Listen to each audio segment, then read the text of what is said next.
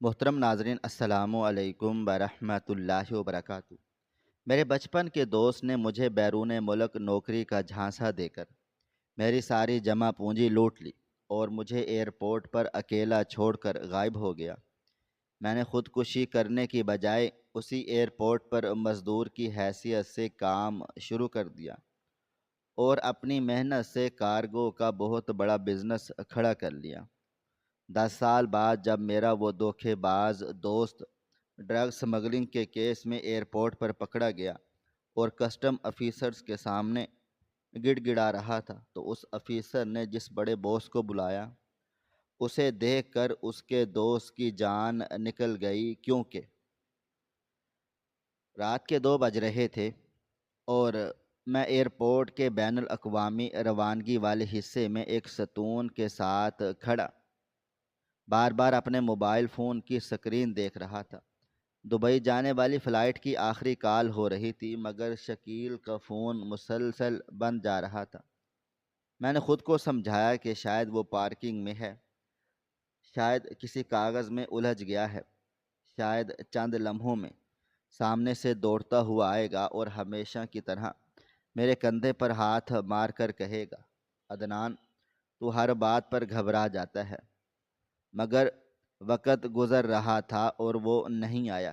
آخر میں air line کے کاؤنٹر پر پہنچا اور اپنا ٹکٹ آگے کر دیا۔ وہاں بیٹھے ملازم نے کمپیوٹر میں نمبر ڈالا، پھر دوبارہ دیکھا اور میری طرف ایسی نظر سے دیکھا جس نے میرے دل میں ایک سرد لہر دوڑا دی۔ اس نے کہا کہ آپ کی بکنگ تو شام میں کینسل ہو چکی ہے۔ میں نے فوراً سے کہا، نہیں بھائی، دوبارہ چیک کریں، آج رات کی ہی فلائٹ ہے، پورے پیسے دیے ہیں۔ اس نے سکرین میری طرف موڑی اور کہا، بکنگ تھی لیکن ریفنڈ لے لیا گیا ہے۔ میرے منہ سے بے اختیار نکلا، کس نے لیا؟ اس نے کندھے اچکائے اور کہا، جس ذریعے سے ادائیگی ہوئی تھی رقم وہیں واپس گئی ہوگی۔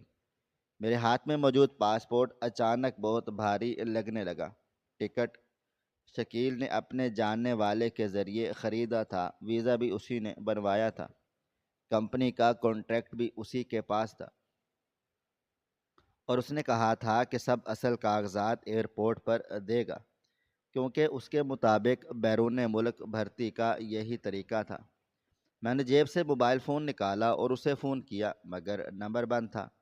میں نے واٹس ایپ کھولا تو اس کا آخری پیغام سامنے تھا، بھائی فکر نہ کرنا، آج رات تیری قسمت بدلنے والی ہے۔ میں اس سطر کو دیکھتا رہا اور میرے اندر یہ پہلی بار خوف پیدا ہوا کہ شاید قسمت واقع ہی بدل گئی ہے، مگر اس طرح نہیں جس طرح میں 6 ماہ سے خواب دیکھ رہا تھا۔ میں نے سیکیورٹی والے سے کہا کہ مجھے باہر جانے دے، میرا دوست پارکنگ میں ہے۔ اس نے میرے ہاتھ میں موجود کاغذات دیکھے اور پوچھا، اصل ورک ویزا کہاں ہے؟ میں نے کہا کہ میرے دوست کے پاس۔ اس نے کہا، کمپنی سے آپ کی خود بات ہوئی تھی؟ میں نے جواب دیا، ایک بار ہوئی تھی مگر نمبر شکیل نے ملایا تھا۔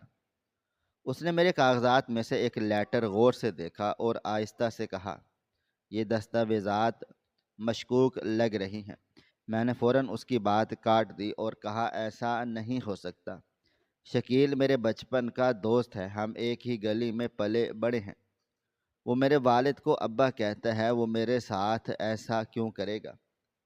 مگر یہ کہتے ہوئے بھی میرے ذہن میں پچھلے 6 ماہ کے وہ تمام چھوٹے سوال اٹھنے لگے جنہیں میں نے دوستی کے احترام میں کبھی سنجیدہ نہیں لیا تھا۔ وہ ہر بار رقم نقد کیوں لیتا تھا؟ وہ کمپنی کا پورا پتہ کیوں نہیں دیتا تھا؟ وہ مجھے ویزا خود چیک کرنے سے کیوں روکتا تھا؟ اور ہر سوال کے جواب میں ایک ہی بات کیوں کہتا تھا، عدنان میں ہوں نا؟ میں نے اچانک کاغذات سمیٹے اور باہر کی طرف دوڑا۔ پارکنگ میں رات کی ٹھنڈی ہوا چل رہی تھی۔ میں ایک قطار سے دوسری قطار تک گاڑیوں کے درمیان بھاگتا رہا، ہر شخص کو دیکھتا مگر شکیل کہیں بھی نہیں تھا۔ مگر دور سڑک کے قریب ایک آدمی تیزی سے گاڑی کی پچھلی سیٹ میں بیٹھتا ہوا نظر آیا۔ اس نے بھوری جیکٹ پہن رکھی تھی، بالکل ویسی ہی جیسی شکیل شام کو پہن کر میرے گھر آیا تھا۔ میں نے پوری آواز سے اس کا نام پکارا مگر گاڑی چل پڑی۔ میں سڑک تک بھاگا اور کچھ فاصلے تک اس کے پیچھے دوڑا، لیکن چند لمحوں میں وہ ٹریفک میں غائب ہو گئی۔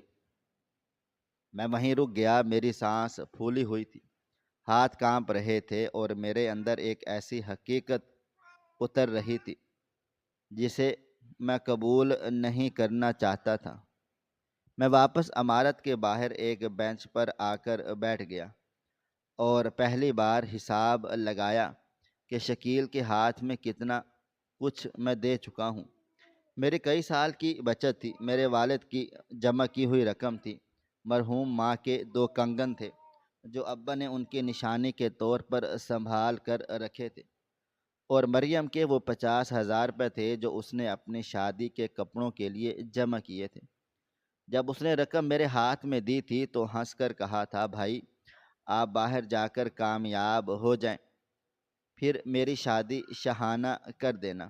اور میں نے اس کے سر پر ہاتھ رکھ کر کہا تھا، تیرا بھائی واپس آئے گا تو سب قرض ختم کر دے گا۔ مجھے اس وقت کیا معلوم تھا کہ میں اپنی بہن کے خواب بھی ایک دھوکے باز کے ہاتھ میں دے رہا ہوں۔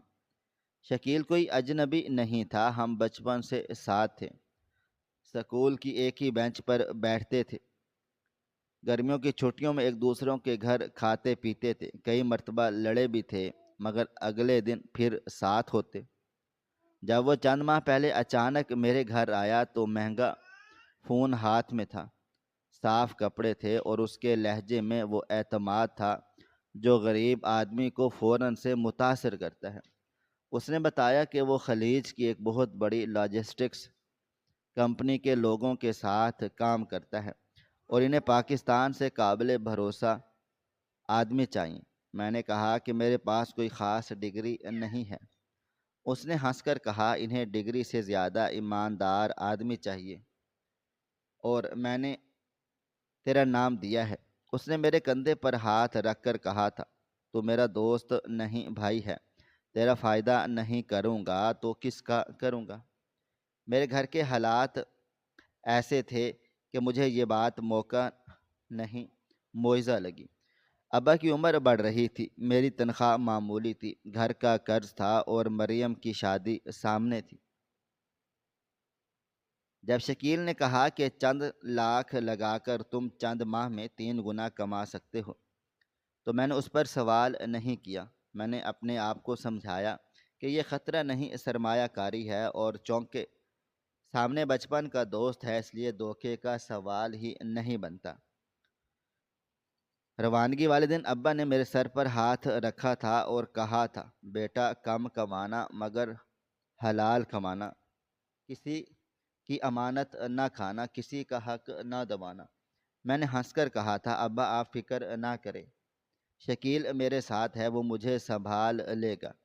آج اسی ایئرپورٹ کے باہر بیٹھا میں یہ سوچ رہا تھا کہ میں نے اپنے باپ کو کتنے یقین سے ایک ایسے شخص کا نام دیا تھا جو چند گھنٹے پہلے میرا ٹکٹ کینسل کر کے غائب ہو چکا تھا۔ میں نے بینک ایپ کھولی تو اکاؤنٹ میں چند ہزار روپے تھے، اتنے کہ گھر کا کرایہ دے کر پہنچ سکتا تھا، مگر گھر جانے کی ہمت نہیں تھی۔ مجھے پیسوں سے زیادہ ان سوالوں کا خوف تھا جو دروازہ کھلتے ہی میرے سامنے آنے والے تھے۔ فلائٹ کیوں رہ گئی؟ شکیل کہاں ہے؟ ویزا کیا ہوا؟ پیسے کہاں ہیں؟ اور سب سے بھاری سوال، مریم کی خاموش آنکھیں پوچھتیں کہ بھائی میرے پیسے واپس کب آئیں گے؟ میں نے سامنے فلائی اوور کو دیکھا اور میرے اندر ایک تاریک خیال نے جگہ بنائی، اگر میں گھر ہی نہ جاؤں تو کسی کو جواب نہیں دینا پڑے گا۔ میں بینچ سے اٹھا اور آہستہ آہستہ سڑک کی طرف چلنے لگا۔ میرے اندر کوئی شور نہیں تھا، صرف ایک جملہ بار بار چل رہا تھا، سب ختم ہو گیا ہے۔ میں نے فلائی اوور کی پہلی سیڑھی پر قدم رکھا ہی تھا کہ پیچھے سے ایک بوڑھی آواز آئی، او بھائی، اپنا بیگ بھی یہیں چھوڑ کر جا رہے ہو؟ میں نے مڑ کر دیکھا، ایک دبلا سا بزرگ میرا چھوٹا سا بیگ ہاتھ میں لیے کھڑا تھا۔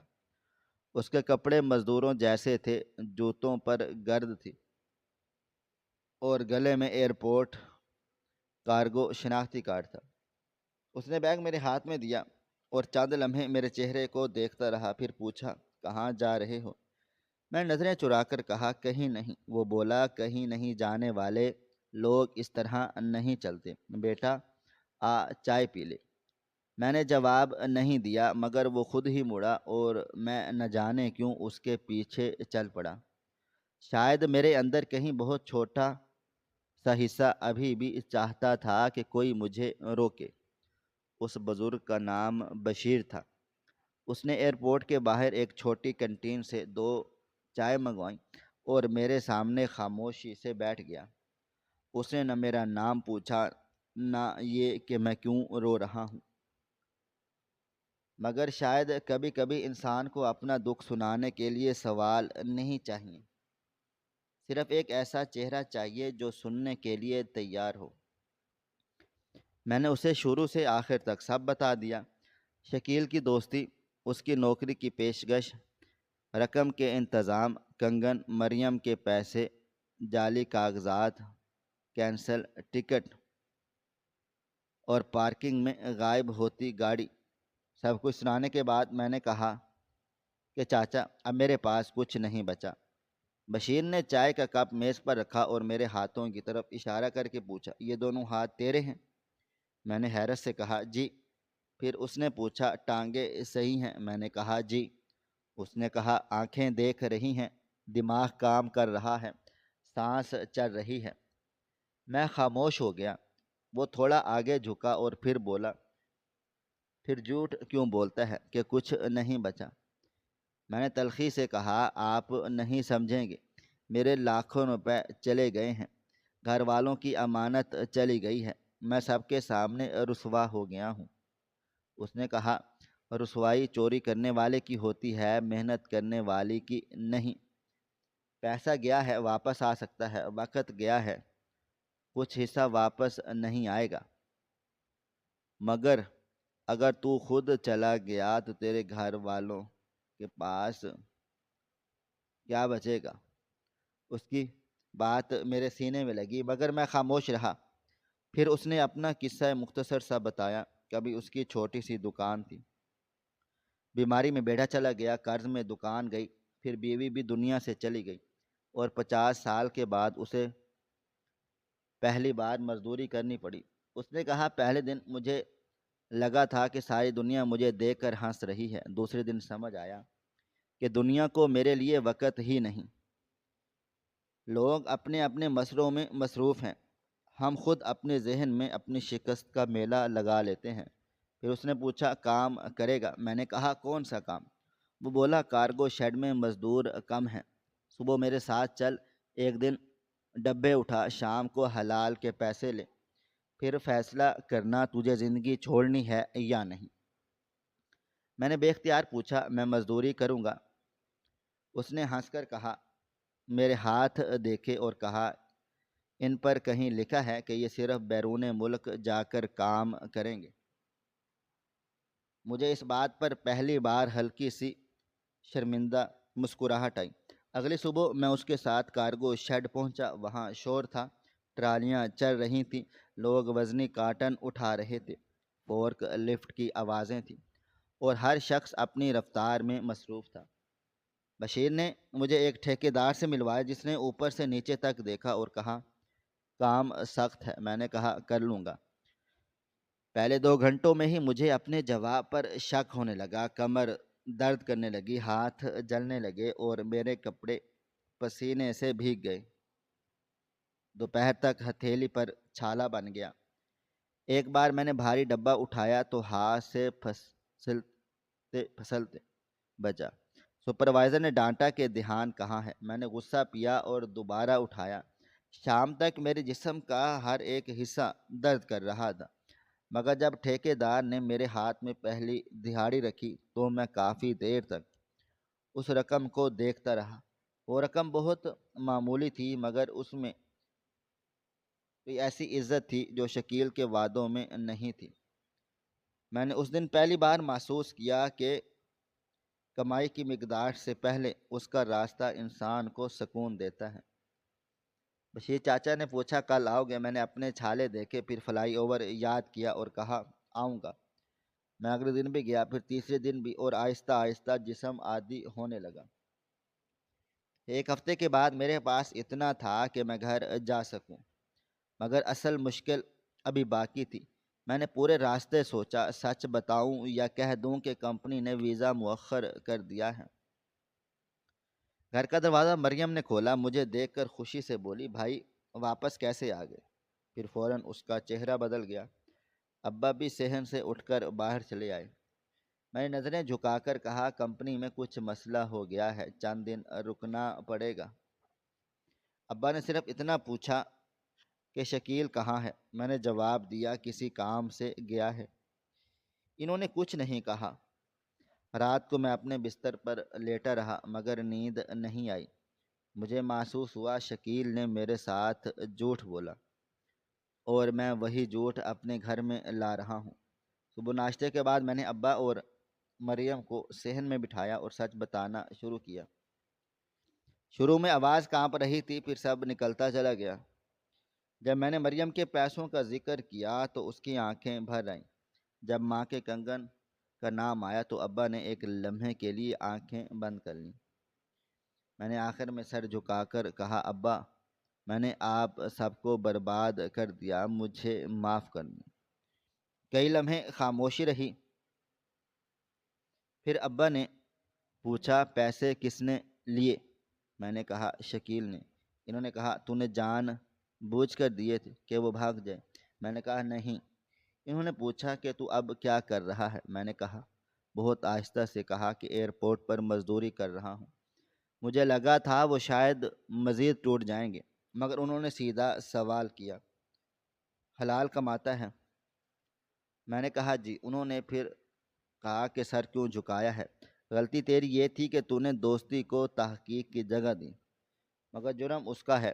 اب اگر تو شرمندگی میں بیٹھ گیا تو اپنی باقی بربادی خود کرے گا۔ مریم نے اپنے آنسو پہنچے اور کہا بھائی مجھے میرے 50,000 کی فکر نہ کریں، میں نے آپ کو دیے تھے، کسی اجنبی کو نہیں۔ واپس آپ آ گئے ہیں، یہی کافی ہے۔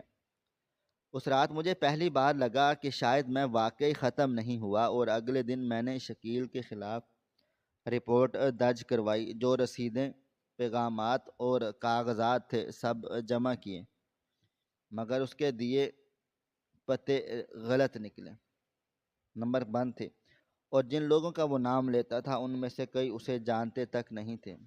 چند ہفتے میں اسے تلاش کرتا رہا۔ ایک پرانے جاننے والے نے کہا کہ شاید وہ دوسرے شہر چلا گیا ہے، کسی نے کہا کہ ملک سے باہر چلا گیا ہے۔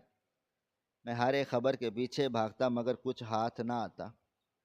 ایک رات ابا نے دیکھا کہ میں کسی نمبر پر بحث کر رہا ہوں۔ انہوں نے کہا عدنان انصاف ضرور مانگ، مگر اپنی زندگی اس چور کے پیچھے مت لگا۔ اگر وہ تیرے گھر سے ایک صندوق لے کر گیا ہے تو باقی گھر چھوڑ کر 10 سال تک اسے ڈھونڈتا رہا تو آخر نقصان کس کا زیادہ ہوگا؟ اس جملے نے مجھے روک دیا۔ میں نے فیصلہ کیا قانون اپنی جگہ، مگر میری روزی میری ذمہ داری ہے۔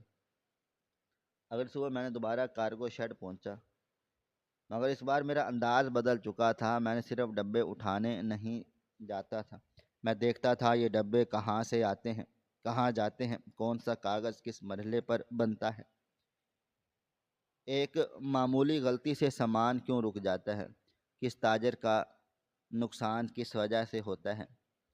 ایک سپروائزر نہیں تھا جو کاغذات اور بکنگ دیکھتا تھا۔ میں وقفے میں اس کے پاس کھڑا ہو جاتا اور سوال کرتا یہ وزن دوبارہ کیوں چیک ہوا، یہ کوڈ کس کے لیے ہے، یہ شپمنٹ کیوں رکی ہے۔ شروع میں وہ جھنجھلاتا اور کہتا عدنان تجھے ان چیزوں سے کیا لینا دینا، تو اپنا کام کر۔ میں ہنس کر کہتا یہی تو سب کر رہا ہوں، اپنا کام سمجھ رہا ہوں۔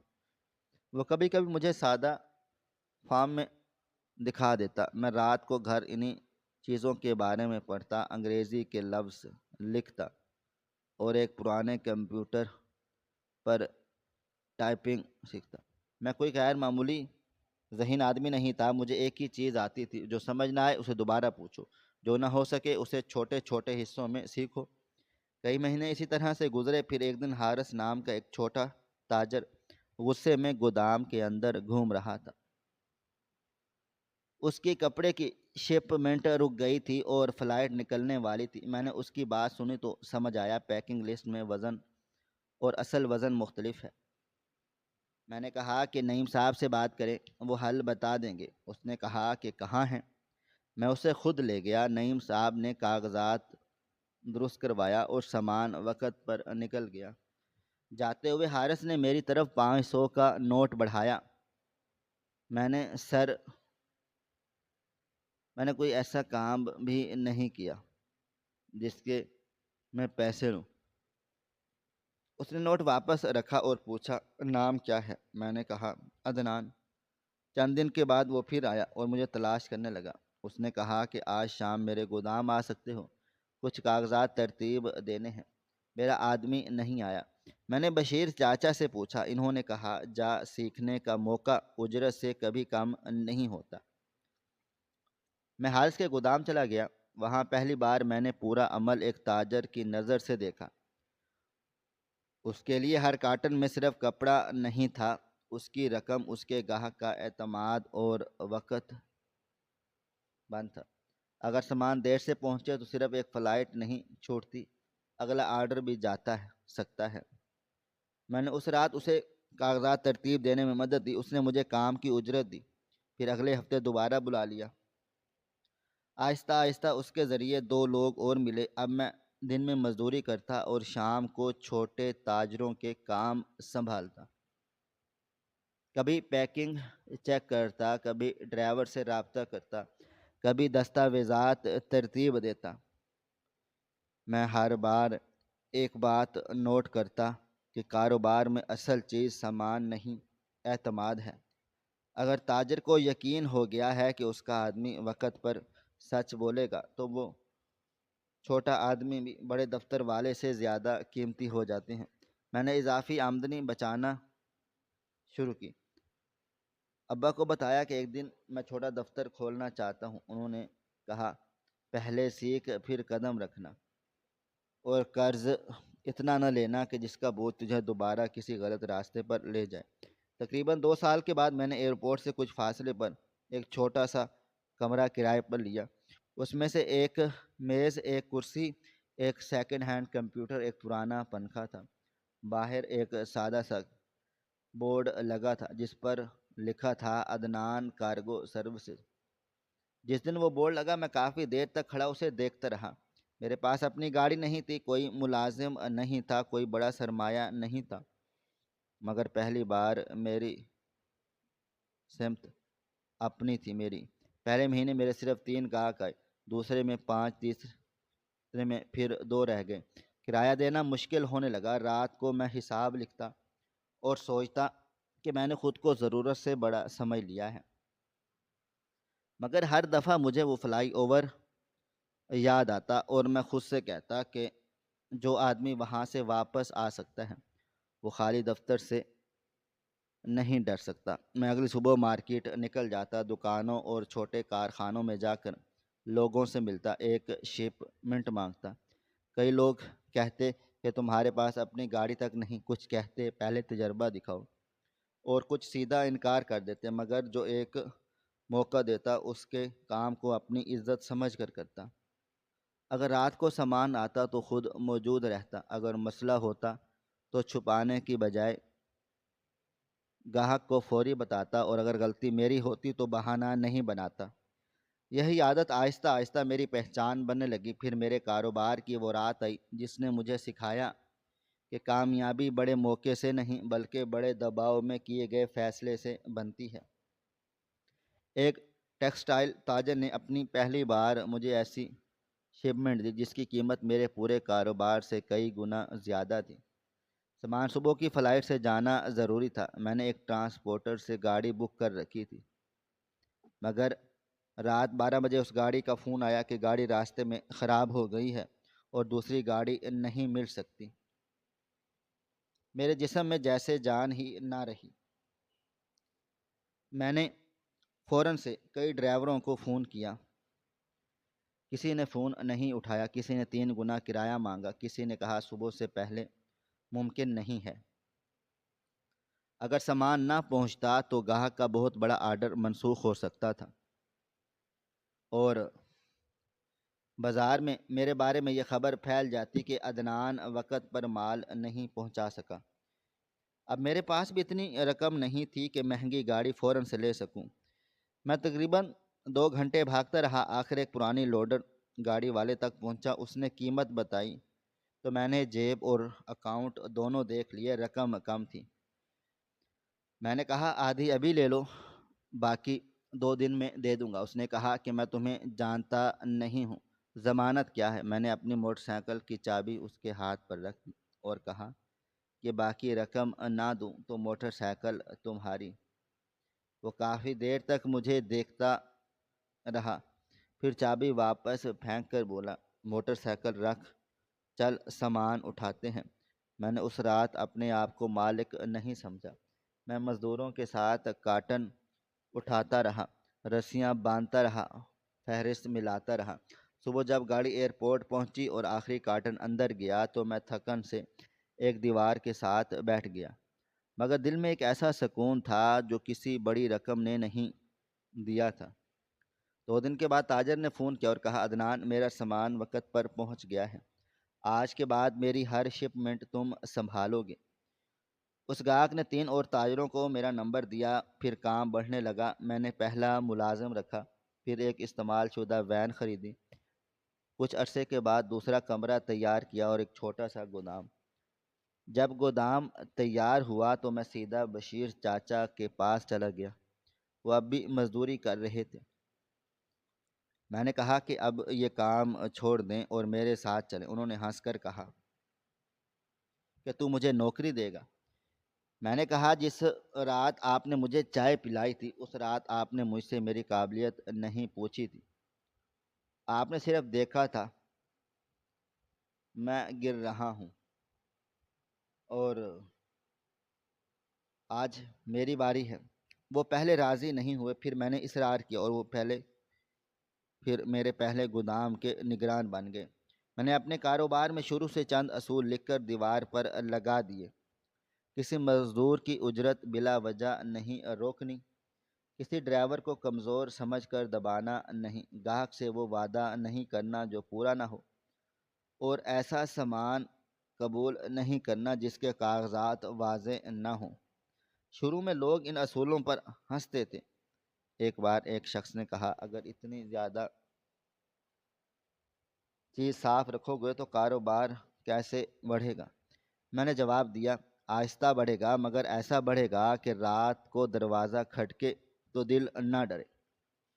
مجھے شکیل کے دھوکے نے ایک چیز ہمیشہ کے لیے سکھا دی تھی کہ آسان پیسہ اکثر اپنے ساتھ کوئی چھپا ہوا قرض لاتا ہے۔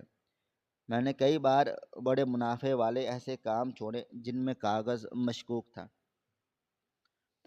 کبھی گاہک ناراض ہوئے، کبھی ملازموں نے کہا کہ دوسرے سب کرتے ہیں، مگر میں نے انکار کر دیا۔ مجھے اپنی کمپنی صرف پیسہ کمانے کے لیے نہیں بنانی تھی، میں چاہتا تھا کہ لوگ نام سن کر اعتماد کریں۔ وقت کے ساتھ یہی ضد ہماری طاقت بن گئی۔ تاجروں کو معلوم تھا اگر عدنان نے کہا کاغذ غلط ہے تو چند ہزار کمانے کے لیے خاموش نہیں ہوگا، اگر اس نے وقت دیا ہے تو پوری کوشش کرے گا، اور کام اگر نہیں ہوا سکا تو پہلے ہی بتا دے گا۔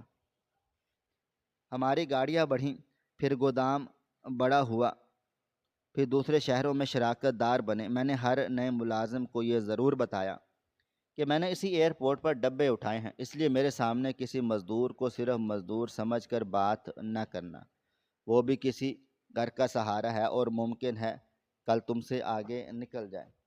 اس دوران زندگی نے مجھے صرف کامیابیاں نہیں دی، نقصان بھی آئے۔ ایک بڑا گاہک رقم دبائے بیٹھ گیا، ایک بار گودام میں پانی آ گیا اور کئی کارٹن بچانے کے لیے اور پوری رات کام کرنا پڑا۔ ایک ملازم رقم لے کر بھاگ گیا۔ اس دھوکے نے ایک لمحے کے لیے شکیل کی یاد تازہ کی، مگر میں نے اس بار خود کو سب سے بدگمان نہیں ہونے دیا۔ میں نے نظام مضبوط کیا اور اگلے آدمی پر شک کرنے کی بجائے ثبوت اور حساب بہتر کیا۔ مجھے سمجھ آ چکا تھا کہ ایک شخص کی بددیانتی کی سزا پوری دنیا کو دینا بھی اپنی زندگی مشکل کرنا ہے۔ انہی سالوں میں ابا کی طبیعت خراب رہنے لگی۔ پہلے وہ دفتر آ کر ایک کونے میں بیٹھ جاتے اور گاڑیوں کو آتے جاتے دیکھتے رہتے، کبھی خاموش مسکراتے، کبھی کسی مزدور سے حال چال پوچھتے۔ ایک دن انہوں نے باہر کھڑی ہماری نئی گاڑی دیکھ کر کہا کہ مجھے وہ دن یاد ہے جب تو مزدوری بتاتے ہوئے سر جھکا کر بیٹھا تھا۔ میں ان کے پاس بیٹھ کر کہا، اگر آپ اس طرح اس دن مجھے تانا دے دیتے تو شاید میں اگلی صبح کام واپس نہ جاتا۔ انہوں نے کہا، نہیں بیٹا، اگر ایک باپ اپنے بچے کو حلال پر محنت پر شرمندہ کرے تو پھر وہ اسے غلط راستے کی طرف خود دھکیلتا ہے۔ ان کی بیماری بڑھتی چلی گئی۔ میں میٹنگز چھوڑ کر انہیں ہسپتال لے جاتا۔ وہ ناراض اور کہتے کہ کمپنی دیکھ، میں کہتا کمپنی دوبارہ بن سکتی ہے، ابا دوبارہ نہیں ملتا۔ ایک رات ان کی حالت کچھ بہتر تھی۔ میں چارپائی کے پاس بیٹھا، انہوں نے اچانک سے پوچھا کہ شکیل کا کوئی پتہ چلا؟ میں نے کہا، نہیں، کئی سال ہو گئے، کبھی کوئی کہتا ہے باہر ہے، کبھی کوئی اور خبر آتی ہے، میں اب پیچھے نہیں جاتا۔ انہوں نے پوچھا، اگر ایک دن اچانک سامنے آ جائے تو کیا کرے گا؟ میں نے کچھ دیر سوچا اور پھر کہا، پہلے زمانے میں سوچتا تھا کہ اس کا گریبان پکڑوں گا، اپنے پیسے مانگوں گا، سب کے سامنے ذلیل کروں گا۔ اب شاید صرف اتنا چاہوں گا کہ قانون جو حق بنتا ہے لے اور اپنے راستے پر چلا جائے۔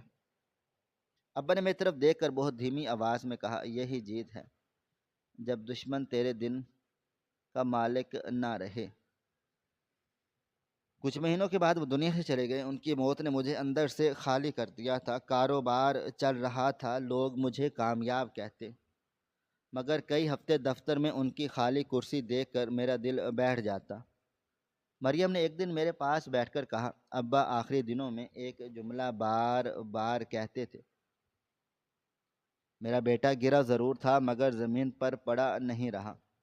میں نے وہی جملہ اپنے دل میں رکھ لیا اور دوبارہ کام شروع کیا۔ اگلے چند سال ہماری کمپنی کے سب سے تیز بڑھنے والے سال تھے۔ ہم نے بڑے گودام لیے، نئی گاڑیاں شامل کی اور بیرون ملک کمپنیوں کے ساتھ معاہدے کیے۔ پھر بھی میرے مرکزی دفتر کی دیوار پر میرا پہلا مزدوری والا کارڈ فریم میں لگا رکھا تھا۔ اس کے نیچے میں نے لکھوا دیا کہ میں یہاں سے شروع ہوا تھا۔ جب نئے کلائنٹ اسے دیکھ کر پوچھتے، اتنی بڑی کمپنی میں یہ پرانا کارڈ کیوں؟ میں کہتا، کیونکہ کمپنی کا نام مجھے بتاتا ہے آج میں کہاں ہوں، اور یہ کارڈ مجھے بتاتا ہے کہ میں کہاں سے آیا ہوں۔ یہ جو دونوں میں سے ایک بات بھول جائے، وہ یا تو مایوس ہو جاتا ہے یا مغرور۔ 10 سال کے قریب پہنچتے پہنچتے شکیل میری روزمرہ زندگی سے تقریباً ختم ہو چکا تھا۔ کبھی کسی پرانے دوست سے خبر ملتی کہ اس نے کوئی نیا نام استعمال کیا ہے، کوئی کہتا ٹریول کے کام میں ہے، کوئی کہتا مشکوک لوگوں کے ساتھ اٹھتا بیٹھتا ہے، اور ایک مرتبہ کسی نے کہا ہے کہ وہ غیر قانونی چیزوں میں شامل ہے، مگر میں نے تصدیق نہیں کی۔ مجھے اب اس کی تباہی کی خبر سن کر خوشی نہیں ملتی تھی۔ میں صرف یہ سوچتا تھا کہ آدمی اگر جھوٹ سے فائدہ اٹھا لے تو اسے دوسرا جھوٹ آسان لگنے لگتا ہے۔ پھر ایک دن وہ زندگی جھوٹ کے سہارے کھڑی ہو جاتی ہے اور بنیاد گرنے میں دیر نہیں لگتی۔ مجھے یہ بھی معلوم نہیں تھا کہ اسی دوران میری کمپنی کے اندر ایک ایسی چیز ہو چکی ہے جو 10 سال پرانی کہانی کو میرے سامنے واپس لانے والی تھی۔ ہماری کمپنی بڑی ہوئی تو ہم نے شپمنٹس کی جانچ کا بہتر نظام بنایا۔ وزن روٹ بھیجنے والے اور وصول کرنے والے کی معلومات میں غیر معمولی فرق ہو تو سسٹم اندرونی الرٹ دیتا تھا۔ مقصد صرف یہ تھا کہ غیر قانونی یا غلط کاغذ والی چیز ہمارے نام سے نہ گزرے۔ میں نے ٹیم کو واضح ہدایت دی کہ بڑا گاہک ہو یا چھوٹا، اگر کاغذ مشکوک ہو تو پہلے روکو پھر تصدیق کرو، اور نقصان برداشت کریں گے مگر ایسا نقصان نہیں جس کی وضاحت نہ ہو۔ کچھ عرصے کے بعد کسٹم حکام کے ساتھ بھی میں معلومات بانٹنے کا طریقہ بن گیا، مگر مجھے روزانہ آنے والے ہر الرٹ کا نام یا تفصیل نہیں دی جاتی۔ ٹیم اپنا کام کرتی اور سنجیدہ معاملہ متعلقہ حکام تک پہنچا دیا جاتا تھا۔ مجھے اندازہ بھی نہیں تھا کہ انہیں معمول کے الرٹ میں سے ایک نے کسی ایسے شخص کے گرد خاموش دائرہ بنانا شروع کر دیا جسے میں برسوں پہلے اپنی زندگی سے نکال چکا تھا۔ پھر وہ صبح آئی جب ہم ایک اہم میٹنگ کے لیے اسی ایئرپورٹ پر پہنچا جہاں 10 سال پہلے میرا سفر شروع ہونے سے پہلے ٹوٹ گیا تھا۔ فرق صرف اتنا تھا کہ اس بار میرے ہاتھ میں ایک سستا بیگ اور کینسل ٹکٹ نہیں تھا۔ میرے ساتھ کمپنی کے 2 لوگ تھے اور ہم کارگو ٹرمینل کے نئے آپریشن کے حوالے سے کسٹم حکام کے ساتھ بیٹھے جا رہے تھے۔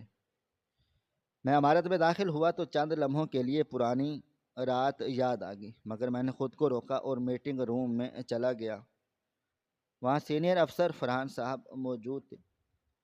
ہم تقریباً آدھا گھنٹہ بات کر چکے تھے کہ ایک اہلکار تیزی سے اندر آیا اور فرحان صاحب کے کان میں کچھ کہا۔ ان کے چہرے پر فوراً سے سنجیدگی آ گئی۔ انہوں نے فائل بند کی اور مجھ سے کہا، عدنان صاحب، ممکن ہے ایک پرانی شناخت میں آپ کی مدد چاہیے۔ میں نے پوچھا کہ کس نے کی؟ انہوں نے کہا کہ ایک شخص مشکوک کارگو وصول کرنے آیا تھا۔ اسکیننگ میں سامان سے منشیات نکلی ہیں، کاغذات میں نام کچھ اور ہے مگر ابتدائی ریکارڈ میں دوسرا نام آیا ہے۔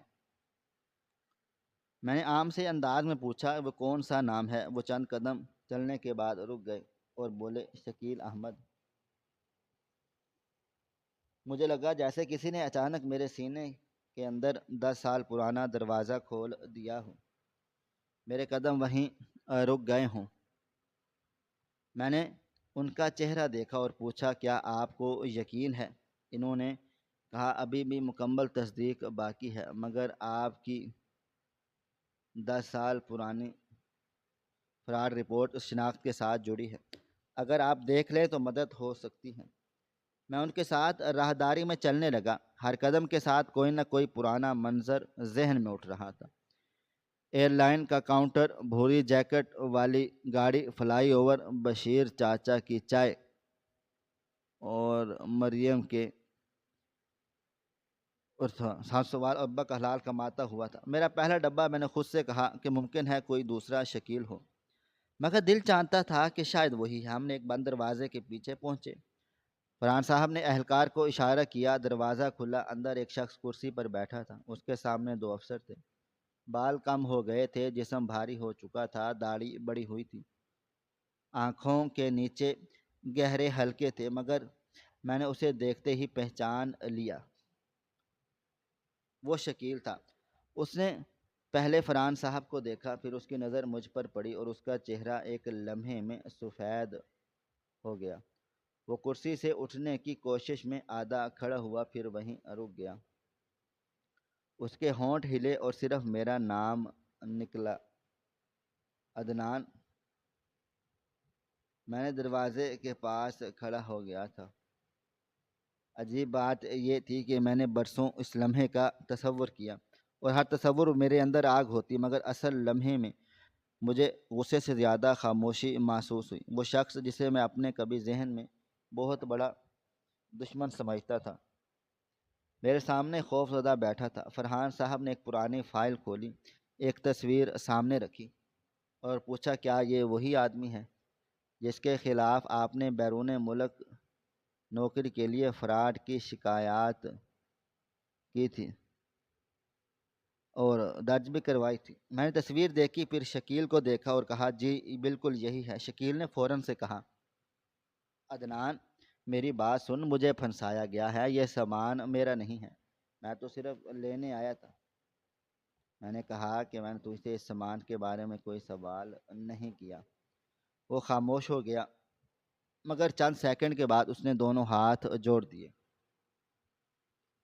اور مجھے کہا کہ بچا لے، میں تیرا سب پیسہ واپس کر دوں گا، جتنا لیا تھا اس سے کئی گنا دوں گا، بس ان سے کہہ دے کہ میں ایسا آدمی نہیں ہوں۔ میں نے اسے دیکھا اور پوچھا کون سا پیسہ؟ وہ بولا وہی 10 سال پہلے والا۔ میں نے بہت دیر کے بعد کہا تجھے ابھی بھی لگتا ہے کہ میری زندگی ان 4 لاکھ میں مکمل بٹ جائے گی؟ اور آس پاس بیوی بھی ہوتی ہے، اس نے تجھے ڈھونڈا بھی اور تجھ سے نفرت بھی کی۔ پھر میرے پاس تیرے لیے وقت ہی نہیں رہا، مجھے گھر چلانا تھا، ابا کے قرض ادا کرنے تھے، مریم کی شادی کرنی تھی، مزدوری کرنی تھی، سیکھنا تھا کہ گاہک تلاش کرنے تھے، نقصان برداشت کرنا تھا اور ہر بار گر کر دوبارہ اٹھنا تھا۔ تو میرے ماضی میں رہ گیا اور میری زندگی آگے نکل گئی۔ اس نے کہا میں مجبور تھا۔ میں نے فوراً جواب دیا مجبور آدمی دوست سے قرض لیتا ہے، دوست کی ماں کی نشانی اور بہن کی شادی کے پیسے لے کر جعلی ویزا نہیں بناتا۔ وہ نظریں جھکا گیا، پھر آہستہ سے بولا ہم بچپن کے دوست تھے۔ میں نے کہا اس لیے زخم بڑا تھا؟ پرانی دوستی کی پرانی تصویروں سے نہیں، امانت سے ثابت ہوتی ہے۔ اس نے کچھ دیر مجھے دیکھا، پھر پوچھا تو یہاں کیا کر رہا ہے؟ میں نے کہا کہ کام کے سلسلے میں۔ اس نے بے یقینی سے پوچھا تو ابھی بھی کارگو میں ہے؟ میں نے کہا ہاں۔ شاید مجھے کسی افسر یا مینیجر کی حیثیت سے دیکھ رہا تھا۔ اسی وقت باہر سے ایک ملازم آیا اور فرحان صاحب سے کہا سر، بورڈ کے لوگ کانفرنس روم میں انتظار کر رہے ہیں، عدنان صاحب کی پریزنٹیشن ابھی باقی ہے۔ شکیل کی نظر فوراً میری طرف گئی۔ اس نے پوچھا کون سا بورڈ؟ میں دروازے کی طرف مڑا تو وہ تقریباً چیخ کر بولا عدنان تو کرتا کیا ہے؟ میں رکا اور واپس دیکھا۔ میں نے کہا کہ جس رات تو نے مجھے یہاں چھوڑ کر چلا گیا میں مرنے جا رہا تھا۔ ایک مزدور نے مجھے روکا۔ اگلی صبح میں نے اسی ایئرپورٹ پر ڈبے اٹھانا شروع کیے، پھر میں نے کام سمجھنا شروع کیا، پھر میں نے ایک چھوٹا سا دفتر کھولا، پھر ایک گاڑی لی، پھر گودام بنایا اور آہستہ آہستہ اور کمپنی کھڑی ہو گئی۔ شکیل کی آنکھوں میں حیرت پھیلتی چلی گئی۔ اس نے ہچکچاتے ہوئے کہا کہ میری کمپنی کا نام لیا جو کارگو ٹرمینل کے بڑے سائن پر بھی لکھا تھا، اور پوچھا وہ کمپنی تمہاری ہے؟ میں نے جواب نہیں دیا۔ یا فرحان نے کہا عدنان صاحب اس کمپنی کے بانی اور سربراہ ہیں۔ شکیل ایسے کرسی پر بیٹھ گیا جیسے اس کے گھٹنوں سے طاقت نکل گئی ہو۔ وہ چند لمحے مجھے دیکھتا رہا، پھر بولا مجھے بچا لو عدنان، خدا کے لیے۔ میں نے کہا میں تجھ سے ذاتی بدلہ نہیں لوں گا، مگر قانون سے بچاؤں گا بھی نہیں۔ جو جرم میرا تھا ہی نہیں، اس کا جھوٹا گواہ بن کر میں اپنی زندگی کی 10 سالہ محنت کو گندہ نہیں کروں گا۔ میں کمرے سے باہر نکل آیا۔ راہداری کے شیشے سے نیچے کارگو ایریا نظر آ رہا تھا۔ ایک نوجوان مزدور نیلی جیکٹ میں بھاری ڈبہ اٹھا رہا تھا۔ اس کا توازن بگڑا، پھر اس نے خود سنبھالا۔ مجھے اپنا پہلا دن یاد آ گیا۔ میں نے فوراً بشیر چاچا کو فون کیا، وہ اب ریٹائر ہو چکے تھے۔ انہوں نے فون اٹھاتے ہی کہا ہاں مالک۔ میں ہنس پڑا اور کہا کتنی بار مجھے کہا ہے کہ مالک نہ کہا کر۔ پھر میں چند لمحے خاموش رہا اور بولا چاچا آج شکیل۔ تو خاموشی ہوئی۔ نے کہا کہ میں کہاں ہوں؟ میں نے کہا کہ اسی ایئرپورٹ پر منشیات والے کارگو کے ساتھ پکڑا گیا ہے۔ انہوں نے پوچھا اسے دیکھ کر ٹھنڈا دل ہوا؟ میں نے شیشے سے باہر دیکھتے ہوئے کہا نہیں۔ اسے ٹوٹا دیکھ کر نہیں، دل اس بات سے پرسکون ہے کہ وہ میری زندگی ختم نہیں کر سکا۔ بشیر چاچا نے کہا کہ پھر اصل حساب بہت پہلے برابر ہو گیا تھا۔ میں نے فون بند کر دیا اور میٹنگ کی طرف جانے لگا، مگر فرحان صاحب نے مجھے روک لیا۔ انہوں نے کہا عدنان صاحب ایک بات آپ کو جاننی چاہیے۔ میں نے پوچھا کیا انہوں نے کہا کہ آج شکیل صرف اتفاق سے نہیں پکڑا گیا، ہم اس نیٹ ورک پر کئی ماہ سے دیکھ رہے تھے۔ میں نے حیرت سے پوچھا میرے لیے اس میں کیا بات؟ انہوں نے کہا کہ پہلی مشکوک شپمنٹ آپ کی ہی کمپنی کے نظام نے نشان زد کی تھی۔ 6 ماہ پہلے روٹ کاغذات اور نظام اور وصول کرنے والے کی معلومات میں فرق آ گیا تھا۔ آپ کی ٹیم نے اسے روکا اور ہمارے ساتھ رپورٹ شیئر کی۔ ہم نے فوری گرفتاری نہیں کی کیونکہ ہمیں دیکھنا تھا کہ اصل وصول کنندہ کون ہے۔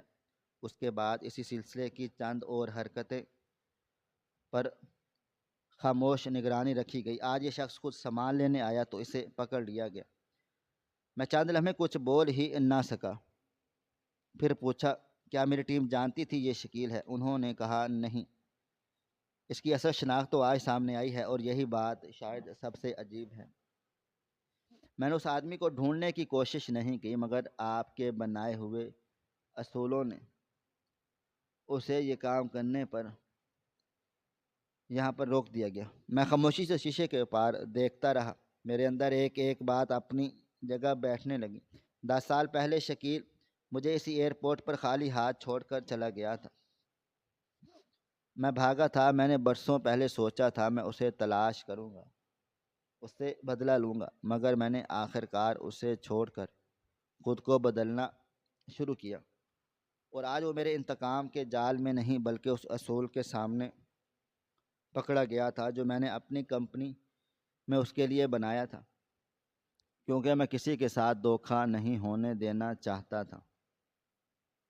اور جو میرے ساتھ ہوا تھا، میں نے غلط کاغذ قبول نہ کرنے کی عادت نے اپنے زخم سے سیکھی تھی۔ وہی عادت 10 سال بعد میرے ماضی کے سب سے بڑے دھوکے باز کے راستے میں دیوار بن گئی۔ میں نے اسی لمحے ابا کا جملہ یاد آیا کہ کسی ظلم کو اپنے کردار کا مالک نہ بننے دینا۔ اگر میں 10 سال شکیل کو ڈھونڈنے میں لگا دیتا تو شاید کاروبار نہ بنتا۔ اگر ہر شخص اس جیسا سمجھ کر شک کرتا تو شاید گاہک نہ بنتا۔ اگر آسان پیسے کے لیے میں اپنے اصول بدل دیتا تو شاید میری کمپنی میں بھی ایک دن اسی کمرے میں پہنچتی جہاں آج وہ بیٹھا تھا۔ میں نے اس دن پہلی بار سمجھا کہ کامیابی صرف دولت کا نام نہیں، کامیابی یہ ہے کہ تمہارے ساتھ برا کرنے والا تمہاری فطرت کو برا نہ بنا سکے۔ شام کو میں گھر جانے سے پہلے جان بوجھ کر اس فلائی اوور کے قریب چلا گیا جہاں 10 سال پہلے پہلی سیڑھی پر کھڑا تھا۔ میں کافی دیر تک اسے دیکھتا رہا اور پھر اپنا پرانا وجود نظر آتا ہوا محسوس ہوا۔ ایک خوفزدہ لڑکا جس کے پاس چند ہزار روپے اور ایک کینسل ٹکٹ تھا، جسے لگ رہا تھا کہ پوری دنیا ختم ہو گئی ہے۔ میں دل میں اس سے کہنا چاہتا تھا کہ عدنان ابھی فیصلہ مت کر، مجھے معلوم تھا اگلے 10 سال میں کیا ہے، تجھے نہیں معلوم۔ مریم کی شادی ہوگی، ابا تیری پہلی گاڑی دیکھیں گے، بشیر چاچا تیرے گودام کے نگران بنیں گے، تیرا چھوٹا کمرہ کمپنی بنے گا، اور تجھے یہ بھی نہیں معلوم کہ جس شخص نے تیرا آج ٹکٹ کینسل کیا ہے وہ ایک دن اسی ایئرپورٹ پر تیرے بنائے ہوئے اصول کے سامنے رکا ہوا ہوگا۔ اصل راز یہی تھا کہ میں نے شکیل کو نہیں پکڑا تھا، میں نے اپنی زندگی سنبھالی تھی اور وقت نے اسے میرے سامنے لا کھڑا کر دیا۔ شکیل نے میرا پیسہ لیا تھا مگر میری صلاحیت نہیں لے سکا۔ اس نے میرے اعتماد کو توڑا تھا مگر میری محنت نہیں لے سکا۔ اس نے میرا ٹکٹ کینسل کیا تھا مگر میرا سفر نہیں روک سکا۔ اس نے مجھے ایک رات ایئرپورٹ پر اکیلا چھوڑا تھا مگر اسی جگہ میں نے اگلی صبح اپنی حلال مزدوری کمائی تھی، اور شاید اس لیے میری سب سے بڑی کامیابی وہ کمپنی نہیں تھی جو بعد میں بنی۔ میری اصل کامیابی وہ قدم تھا جو میں نے فلائی اوور کی پہلی سیڑھی سے واپس نیچے رکھا تھا، کیونکہ اگر میں اس رات کو ختم ہو جاتا تو شکیل کا دھوکہ میری کہانی کا آخری جملہ بن جاتا۔ میں واپس مڑا تو وہی دھوکہ میری کہانی کا پہلا سبق بن گیا۔ اور آج اگر کوئی مجھ سے پوچھے کہ دھوکے کا سب سے بڑا بدلہ کیا ہے تو میں یہی کہتا ہوں، دشمن کے پیچھے اپنی زندگی مت جلاؤ، اپنے آپ کو بناؤ، اپنے اصول مضبوط کرو، اپنے کردار کو اس کے جرم سے محفوظ رکھو، پھر وقت کو فیصلہ کرنے دو آخر میں کون خالی ہاتھ رہتا ہے اور کون اپنے زخم سے راستہ بنا لیتا ہے۔ اس واقعے کے بعد میں نے اپنے کاؤنٹر میں ایک نئی دفتر میں روایت قائم کر دی۔ ہر ملازم کو پہلے دن میرا پرانا مزدوری والا کارڈ دکھایا جاتا اور بتایا جاتا کہ یہاں کسی انسان کی عزت اس کے عہدے سے نہیں بلکہ اس کے کردار سے ہوتی ہے۔ میں نے نوجوانوں کے لیے ایک چھوٹا سا تربیتی پروگرام بھی بنایا تاکہ وہ لوگ جو ڈگری یا سفارش نہ ہونے کی وجہ سے خود کو ناکام سمجھتے ہیں، کام سیکھ سکیں۔ جب کوئی لڑکا مجھ سے کہتا کہ سر میرے پاس کچھ بھی نہیں، میں مسکرا کر بشیر چاچا کا سوال دہراتا، ہاتھ سلامت ہیں، سانس چل رہی ہے، اور یا پھر کچھ بھی نہیں، کیسے میں اب شکیل کے انجام کو اپنی فتح نہیں سمجھتا، کیونکہ کسی دوسرے کی تباہی انسان کی کامیابی کا پیمانہ نہیں۔ میری فتح یہ تھی کہ اس نے مجھے جس مقام پر چھوڑا تھا میں وہاں پڑا نہیں رہا، میں نے مریم کی امانت واپس کی، ابا جان کے قرض ادا کیے، بشیر چاچا کو وہ عزت دی جس کے وہ حقدار تھے، اور اپنی کمپنی کو ایسا نام دیا جس پر مجھے رات کو شرمندگی نہ ہو۔ مجھے زندگی نے سکھایا ہے کہ بعض اوقات سب سے زیادہ تاریخ رات تمہیں تباہ کرنے نہیں بلکہ تمہیں تمہارا اصل راستہ دکھانے آتی ہے۔ شرط صرف یہ ہے کہ تم رات کو آخری فیصلہ نہ سمجھو، صبح تک رکو پھر قدم اٹھاؤ، زندگی آگے تمہاری منتظر ہے۔ ناظرین، آپ کو ہماری آج کی کہانی کیسی لگی؟ کومنٹ باکس میں اپنی رائے کا اظہار ضرور کریں۔ خواہش صرف اتنی ہے کچھ الفاظ لکھوں جس سے کوئی گمراہی کے راستے پہ جاتے جاتے رک جائے، اور نہ بھی رکے تو سوچ میں ضرور پڑ جائے۔ یار دوستو، امید کرتا ہوں کہ آپ کو یہ ہماری کہانی پسند آئی ہوگی۔